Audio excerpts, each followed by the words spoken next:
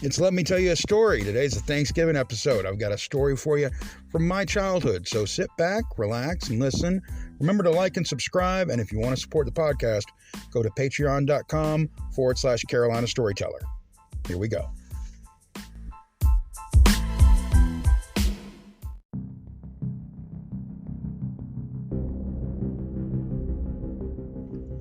Let Me Tell You a Story is a product of Carolina Storyteller, starring Jonathan Phoenix, written, produced, and directed by Jonathan Phoenix, edited and recorded by Jonathan Phoenix, and horribly marketed by Jonathan Phoenix. Man, I gotta hire a staff.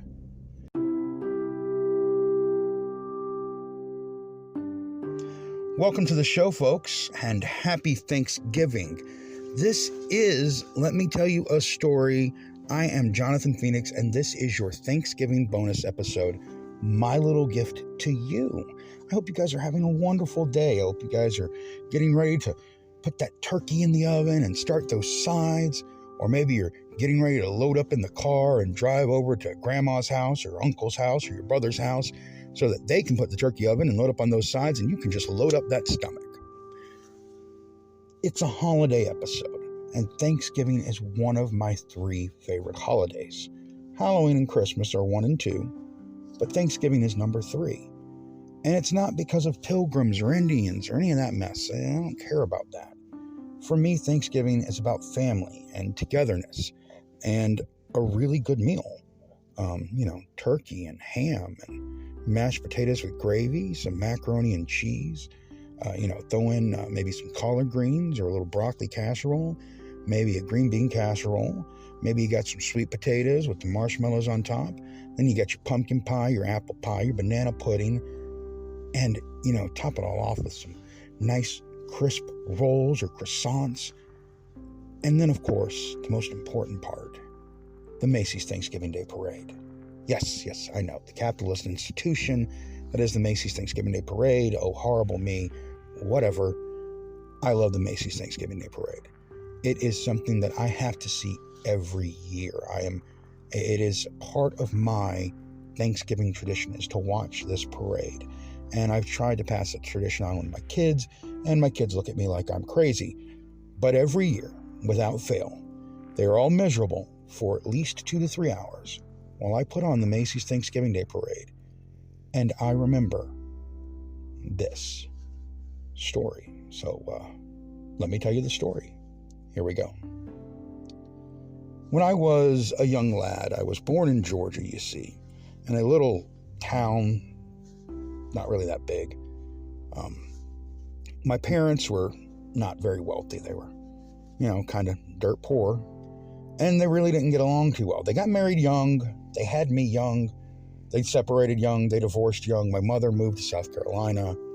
I ended up in foster care. It wasn't because my parents were bad people. It was just because they weren't ready for a kid at the time. They were young. My foster parents, on the other hand, were very wealthy, and they were much older, and they were from New York and Philadelphia, respectively. And in 1988, they decided to load their foster son up in a Jeep Cherokee and drive all the way up to the great state of New York. So I got to go through North Carolina for the first time. I got to see the mountains in the Virginia, Blue Ridge Mountains. I got to see Washington, D.C. from the interstate and look out at it and ask what the HOV lane was. And eventually we made our way to this little town in New York. Well, I thought it was a town. It was actually a suburb of New York City. And I got to see, meet my foster mother's family, and we got to sit there, and we were going to have Thanksgiving there. Well, Thanksgiving Day comes, and they wake me up at the butt crack of dawn. I had no clue why we were getting up this early. There weren't cartoons on. There was no reason for me to be up. I was 9 years old. Respect the fact that I shouldn't be up this early. But they got me up, they got me dressed, they got me bundled up because it was way colder than I have ever experienced. Because up until this point, the furthest I'd been north was a little town in Georgetown, South Carolina. That was the furthest north I'd ever gone. I'd never been anywhere where it was cold. And it was cold that morning, as I recall. And, we drove in a car to a train station. I thought it was weird that we were getting on a train because, trains are usually for long trips. I'd never been on a train before. And I was sure this was a train because it was on railroad tracks, and I knew that trains ran on railroad tracks. I'd had a toy train once. That's how the train works. So I got onto this train, but it wasn't like any train I'd ever seen before. It was silver and metal and round. And we took off on the train, and we traveled for a few minutes before we went into a tunnel. And we never came out of the tunnel. The train stayed underground because the train was, in fact, a subway train. It just happened to stop at a little train station in this little suburb that led into New York City. And here I am, 9-year-old boy, not used to the city, and this is my first experience, a subway train. And we get off of the subway train at the station, and I still to this day don't know what station it was. It wasn't Grand Central, I don't think. But we come out, and as we come out onto the street, there are just these huge buildings, and it's the first thing I remember seeing is I remember looking up, and this building is just towering over me, and it is the biggest thing I've ever seen. It's massive. And, I would have come to later find out that this building wasn't really jack, in New York City. This was a small building considering, but it was near 34th Street where we were going. And they led the way, and they took me to 34th Street, and then there was this crowd, this huge crowd of people. People were lining the streets as far as I could see. It was, just people just sandwiched together, more people than I'd ever seen, more people than I knew existed. I was pretty sure at the time that it was the entire population of the planet was here. I bet you if I'd have walked down, I could have found and met Michael Jackson. Because that's just what I thought. I thought the whole planet was here, right now, standing in this space. And then I heard the yelps of a police siren, and I looked out onto the street, and the street was all clear. There weren't any cars in the streets. It was clean. Which I remember the street being cleaned off. Now that I think about it, New York City had a clean street for once. Way to go, New York.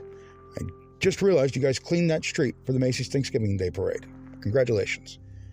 But anyway, I remember the police leading the parade, followed by a marching band, and it was just like, wow, this is really cool.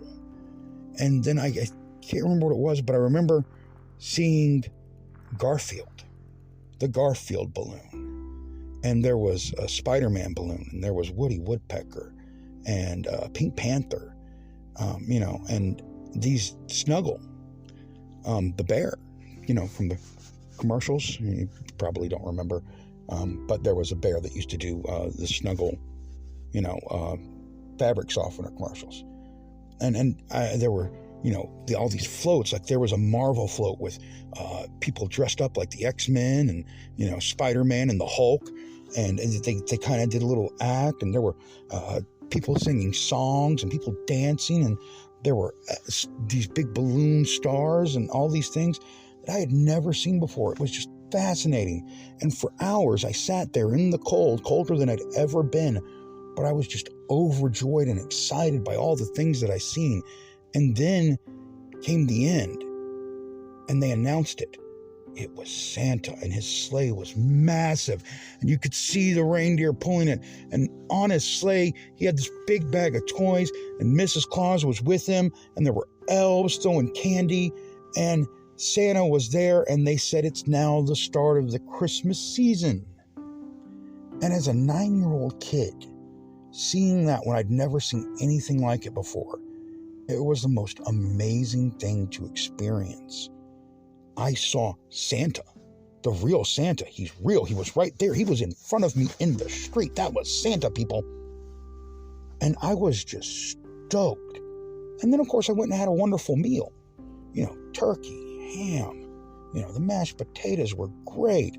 I didn't really care for the green beans at the time, and I really didn't want the broccoli. The sweet potatoes were all right, but I definitely ate me some of that pumpkin pie. Oh, I loved the pumpkin pie. Always loved the pumpkin pie.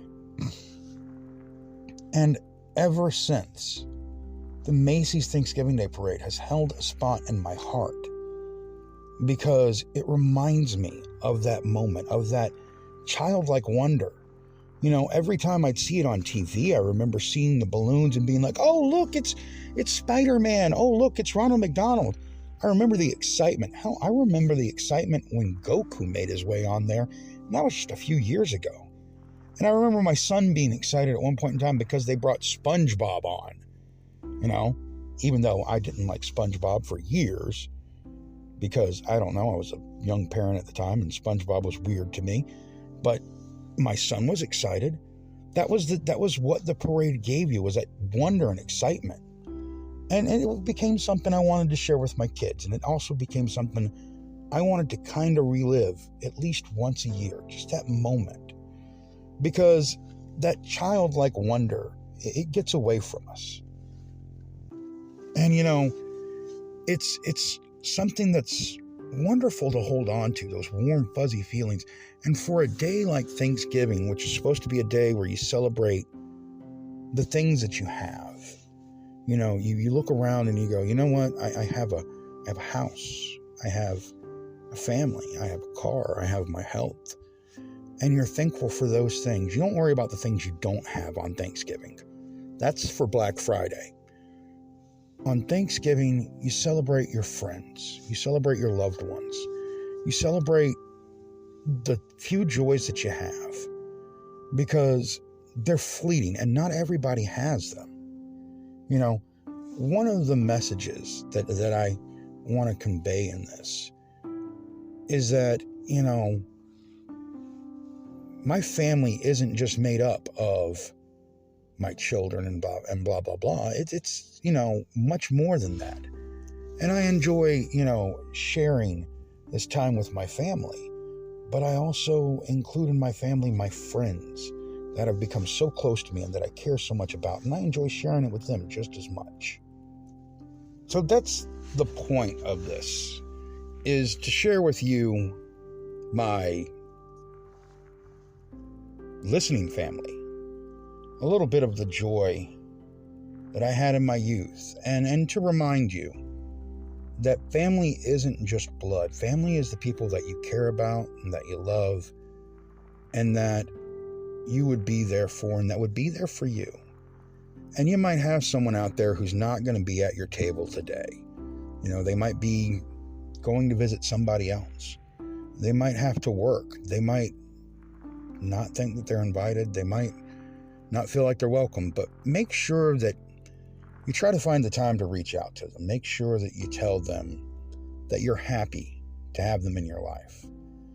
Because let me tell you something, life is a fleeting thing, and sometimes people are gone before we even realize it, and we don't get a chance to give those messages. And sometimes just giving those messages is enough to save a life.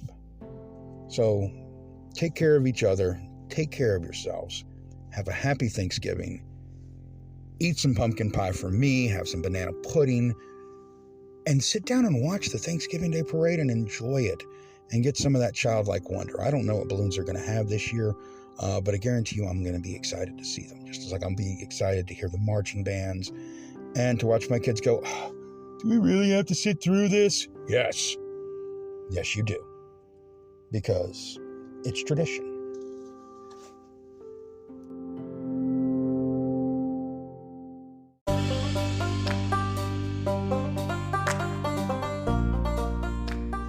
That's today's show, and remember, if you want to find out more about the show or me, The Carolina Storyteller, go to www.thecarolinastoryteller.com, and if you would like to support the show for as little as $2 to $3 a month, you can go to patreon.com/Carolina Storyteller.